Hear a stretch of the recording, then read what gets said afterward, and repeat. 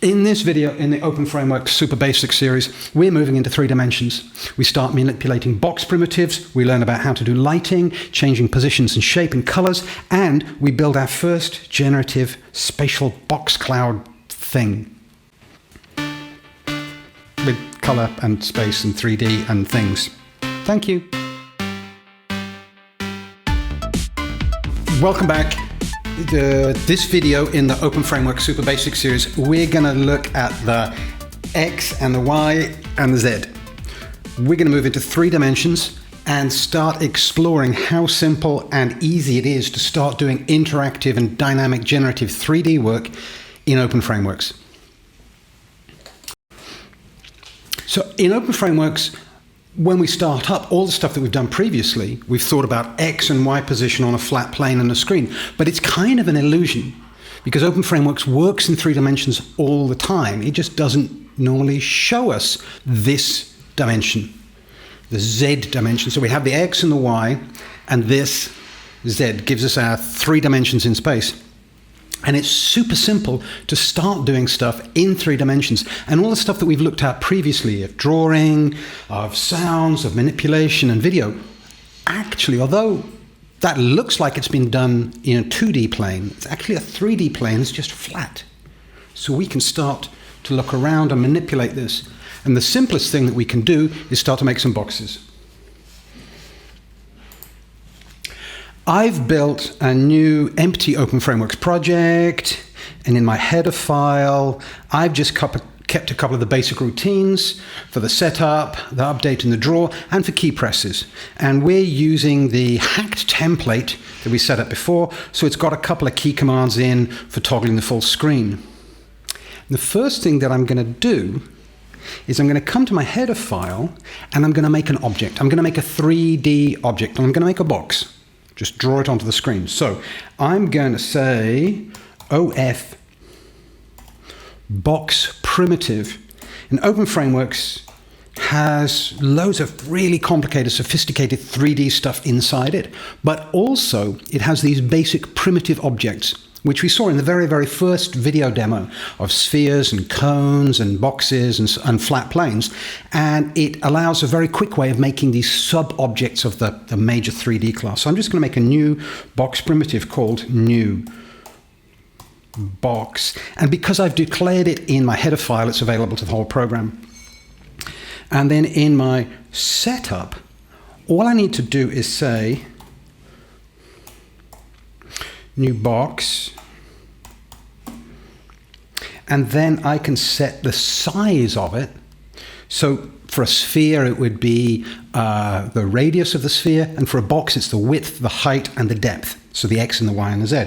So I can just make this 100 by 100 by 100. And then I need to give it a position. And when we're working in 3D, the very, very center of everything is 0, 0, 0. Previously, we'd be at the top, this direction, top left of the screen, which would be 0, 0, and draw down and across for the X and the Y. But now we have the Z dimension, and we'll call that the middle. So we can go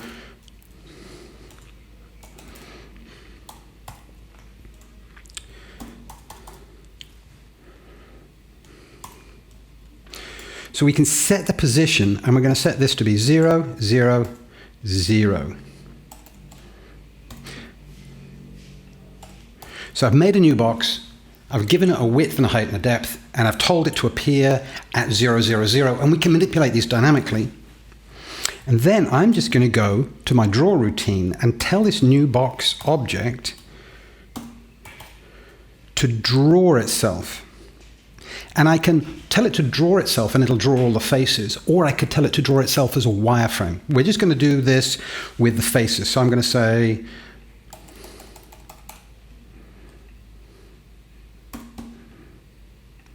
new box dot draw. And if I compile that and have a look, let's see what we've got. And I'll drink coffee.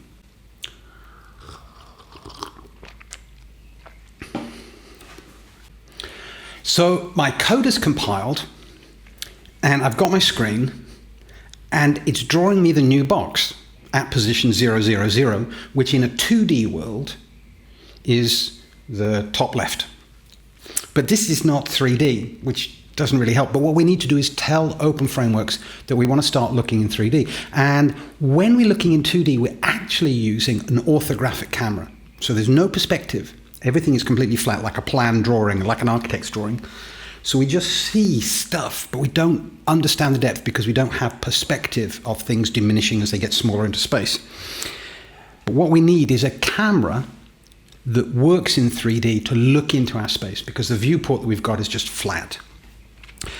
And openFrameworks has a really cool thing built in. We can control all sorts of complicated camera stuff for looking around and change how wide the aperture is, just like on a manual camera where you can change the zoom and the width of how far you're looking. But I can use a thing called the ofEasyCam, which is just a really simple kind of widget that allows us to look into a scene in 3 dimensions and be able to click and drag around and look around inside it. So it has loads and loads of powerful stuff built in, and it's really easy to use to get started in 3D. So I'm going to make a new EasyCam, and you could make multiple ones of these and position them around your 3D scene. If you can imagine, we're now building a stage set and positioning cameras looking at the things that we've put on the stage set. And I'm just going to call it Cam.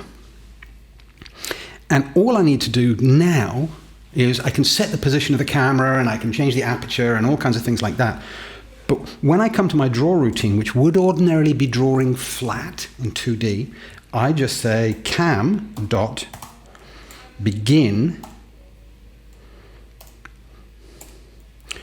tell it what I want to draw and view from this 3D camera, and then I can say cam.end, and that's it. So I've made a 3D object, I've given it a width and a height, depth, position, telling it to draw itself, and I'm just using this EasyCam to give me a view onto the world that I can move around. So if I run this now and drink more coffee,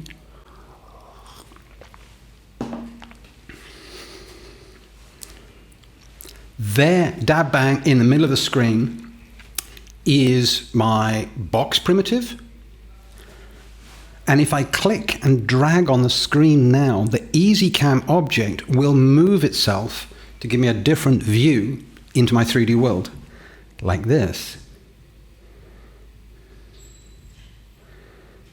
And I can zoom in and out, whether using a mouse or a trackpad, and I have my 3D object, which is very, very cool. What I can also do with my 3D box primitives is I can choose the color of each of the sides. Now, at the moment, our box is just one flat color, but I'm going to set in my setup each of the colors of each of the sides. So box has 6 sides, and we can address each one individually by saying new box dot set side color, and then you tell it which side you want to address and the color you want it to be. Because there's 6 of them, I'm just going to make a simple for loop. So I'm going to say for integer, let's call it side. We're going to start with face 0, and then we're going to go, well, side is less than 6 for the 6 sides, and then so I've built me a little for loop. It's going to count through sides 1, 2, 3, 4, 5, 6. And then I want to say, so I use from HSB there.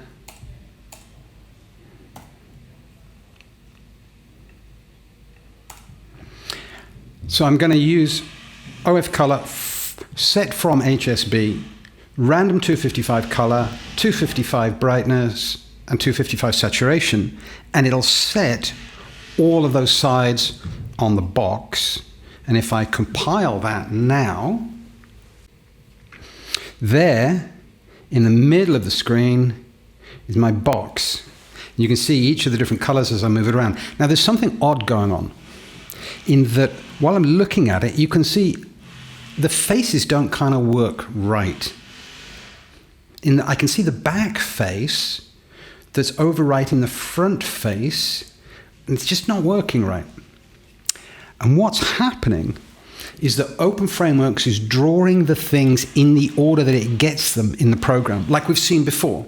That if you draw something first and then draw something after, if they're in the same position, the later drawn one will overlay the first drawn one. But what we want openFrameworks to do is draw them in the Z order, so the order of depth. Irrespective of what order we tell it to draw them, we want it to draw them spatially.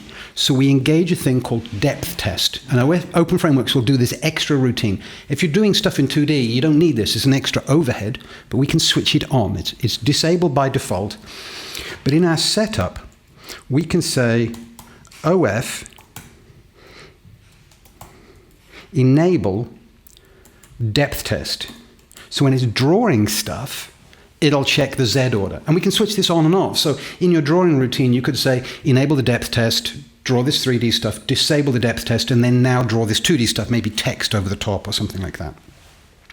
And if we enable the depth test, it'll draw stuff in the Z order, in the order of depth.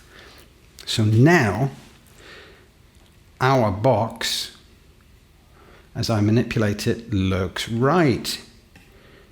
And I can zoom in and out and have a look around it. So that's really cool. We can do a basic thing, we can manipulate it, but I want to do something a little bit more interesting very fast, just to finish off this.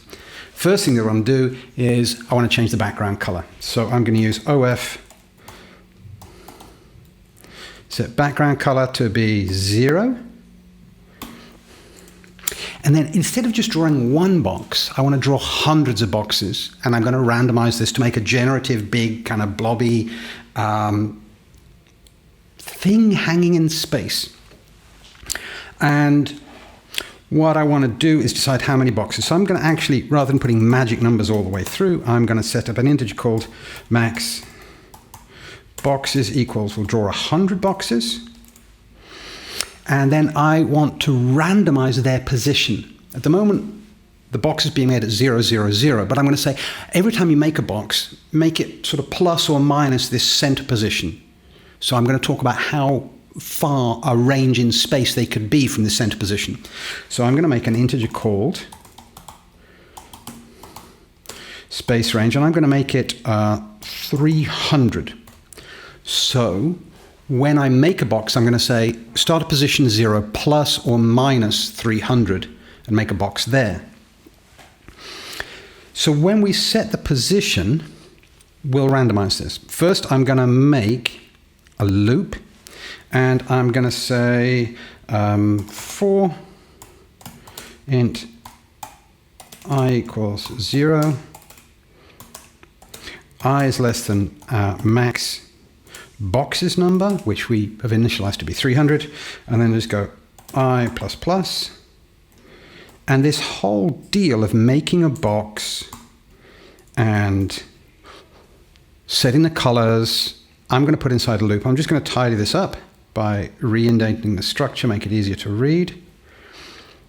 That's great. So we can now make 100 boxes or whatever, but I've got to have somewhere to put them. So I'm going to make a vector of all the boxes to keep track of them. In my header file, instead of making a new box primitive, I'm going to make a vector of openFrameworks box primitives. So I'm going to make this whole stack, this whole list of box primitives, and I'm going to call this boxes. And in here, when we start out, there are no boxes made. So inside my loop, I'm going to say OF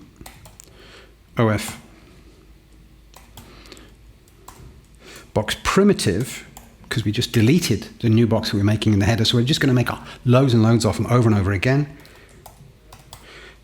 So inside my loop, I'm going to make a new box, set its position, set its color, and then after I've done all of that, I'm going to say,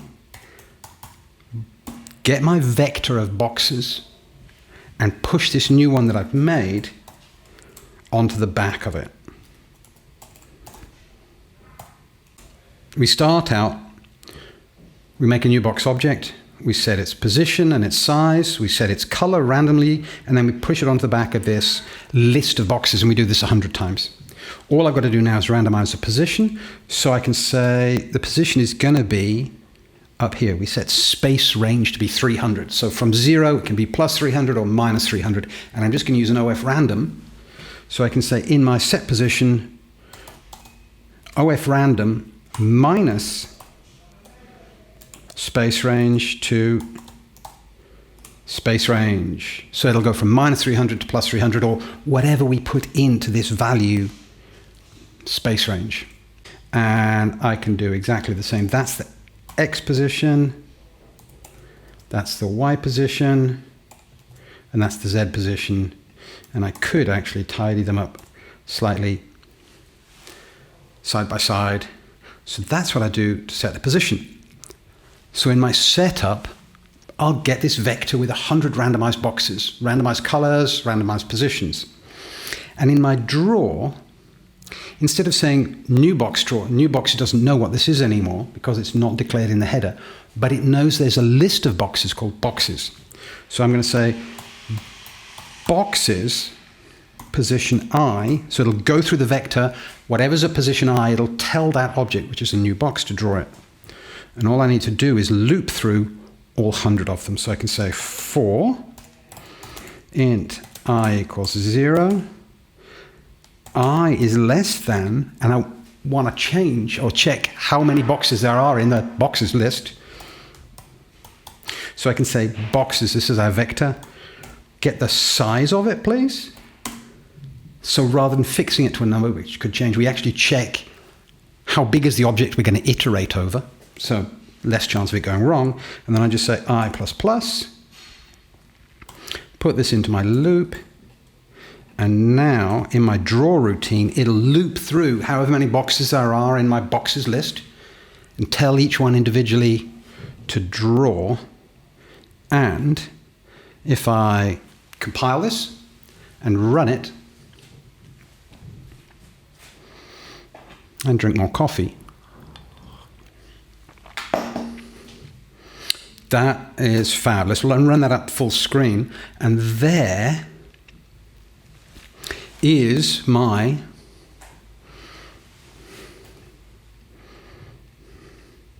hundred boxes. Now, interestingly, every box is illuminated equally on every surface. And what will be useful is for me to set lights in to make shaded areas and stuff like that. And I can do really easily. So that is kind of beautiful. If I come to my header file, there's a thing called ofLight. It's a light object that provides illumination, and you can make different kinds of lights, universal spotlights, and set their directions and set their colors and stuff like that. I'm just going to very simply say, I want to make a light called light. And then in my setup, I can say light dot set position and the XYZ position. And the light that I've made is a universal light, so it'll shine in all directions. And I want it to be from my scene off to the right and up and in front of the scene a little bit.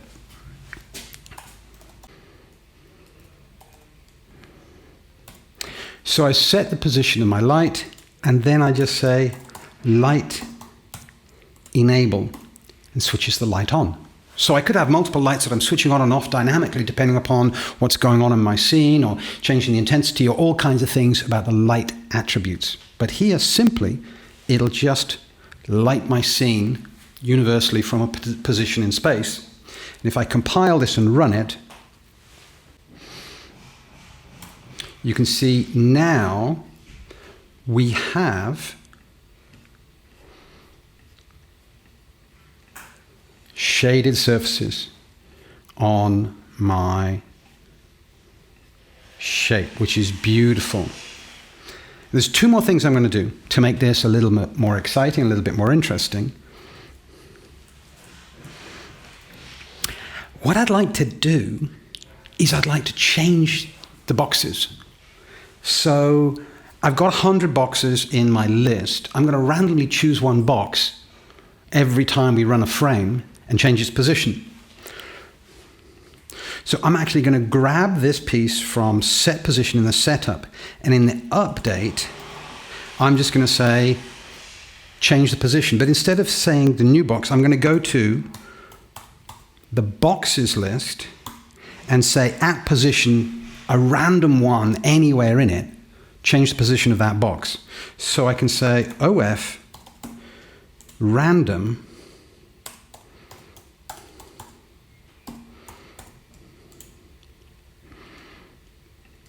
So that looks a little complicated, but what I've said is every time you update, in the list of our boxes in the vector, find out how big it is using boxes.size, and then roll a random number between 0 and that. So choose a random position in my vector of boxes and set the position. And the only problem is it's going, oh, I don't like this because I don't know what the integer space range is. It's here. Because we declared it up here. So what I'm going to do, because I want to use space range everywhere, is I'm going to remove it from being declared in the setup and go to my header and declare it as an integer in the header. So now every routine will know what it is. I initialize it here in the header, in the setup, and now my routine here knows what it is. So now every frame 30 times a second or 60 times a second, it'll change the position of one of the boxes. So if we compile it and run it, here's my scene, and I can manipulate it using EasyCam. And if I zoom out a little bit, that's beautiful. You can see I have this 3D scene. There's 100 boxes, and they're all being randomized plus or minus 300 points from the center, which is really, really cool. I wonder what it would look like with even more boxes. So I'm going to stop this and come up and say, actually, let's have 500 boxes. And because we're changing one every 30 seconds or one every 60 seconds, rather than our 100 being done in 3 seconds, now it's going to take 15 seconds for all of them to change. So it'll appear to be denser and change slower. And we're still changing at the same rate, but because there's more boxes, the growth and change appears to be a little slower. I keep moving it around, wanting to find a really good view to see what's going on and see this growing shape. And I've got a plan for that. What would be really nice is to have this thing just slowly rotating. Wherever we're looking from, the thing just slowly spins around so we can keep seeing the action as it's changing.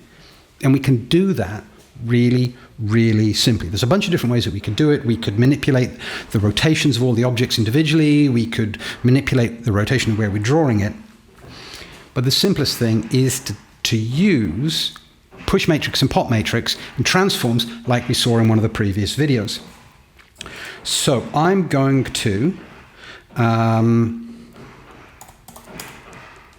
make a new integer, a float called time, and I'm going to use this to tick over and rotate based upon the clock. So time equals OF get system time in milliseconds, and I'm going to divide that by 100. So this is going to tick over in tenths of a second.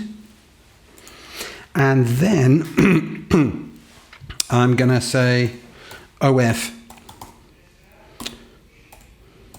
push matrix. So I'm going to freeze everything. And then I'm going to say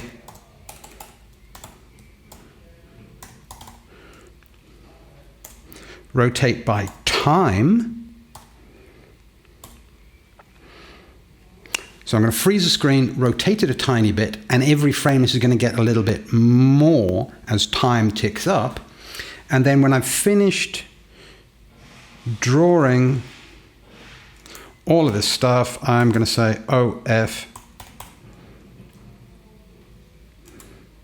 pop matrix. So it'll grab the system time, which is slowly going up, and use that to set a rotation.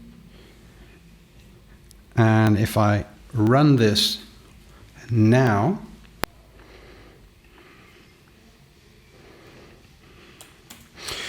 it's not going to work. So I'm going to put the camera beginning and ending outside. So we enable that camera, and then we rotate.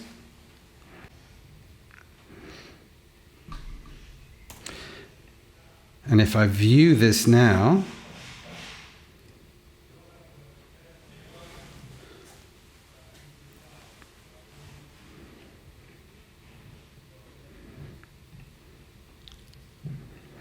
there is our shape, and I can move to any position to view it. And you can see how one part of it is lit depending upon the position of where we have our light. And if you zoom right in, you'll be inside the boxes. So there we've got our boxes running away, transforming, rotating, appearing and disappearing beautifully. There's one more thing that I'd really like to do, which would be great to be able to control where they appear in space. Because we've set up this integer space range and now it's global, it's shared by everything. In my key press, I could increase or decrease this, and what will happen is that randomness of where the boxes appear each time could get bigger and smaller. So I think I'm going to do that. And in my key press routine, I'm just going to say an extra thing in the case. OF key up. If I press the up key, I want to say space range plus equals 10. So this variance of where the boxes appear will increase by 10. Or key down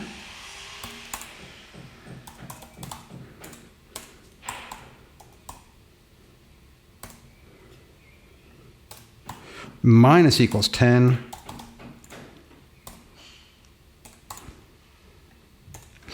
So depending upon whether I press the key up or key down, where the boxes appear when they're changed will expand or contract. We've got that. One minor thing that I'm going to correct is float time. I'm going to divide by 100.0 to coerce it into being a floating point. So rather than, as we saw, a slightly jerky, only moving by full degrees, the rotation of the degrees here will be by fractions of degrees too. So now we should get beautiful smooth rotation motion. That's much better.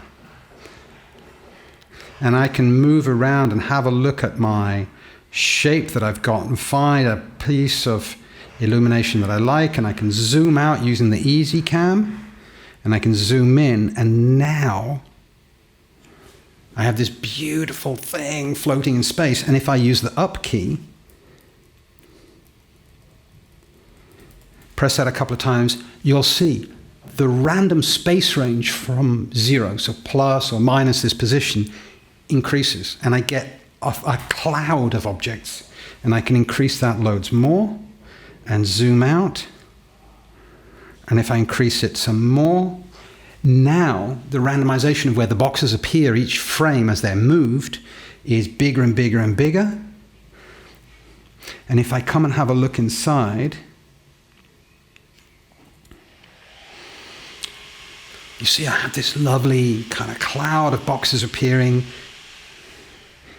And if I zoom out and then press the down key, you'll see as they start getting refreshed, the cloud is compacting and compacting and compacting.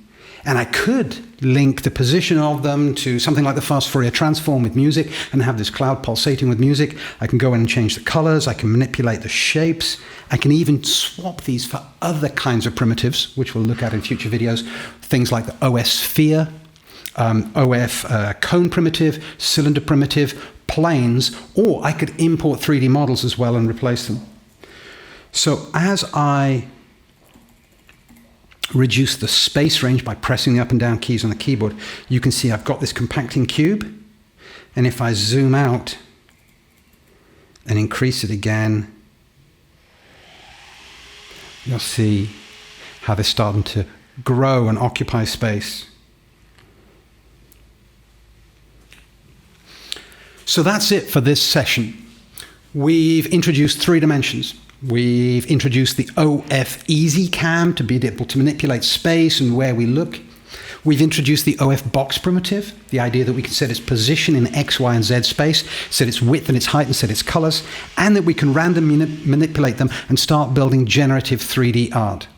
I hope you like this move into 3D. It's a really exciting thing, and if you combine it with some of the other things that we've seen, you can build some amazing stuff. If you like what you're seeing, please leave comments. Tell me about what you're making. Tell me about the videos you'd like to see. Share me the stuff that you're doing. Let me know if there's any corrections. Hit the subscribe and please hit the like button. And if you like it, tell others. If you don't, tell me, and let's see if we can improve what's going on. Thank you very much for watching. I'll see you on the next video.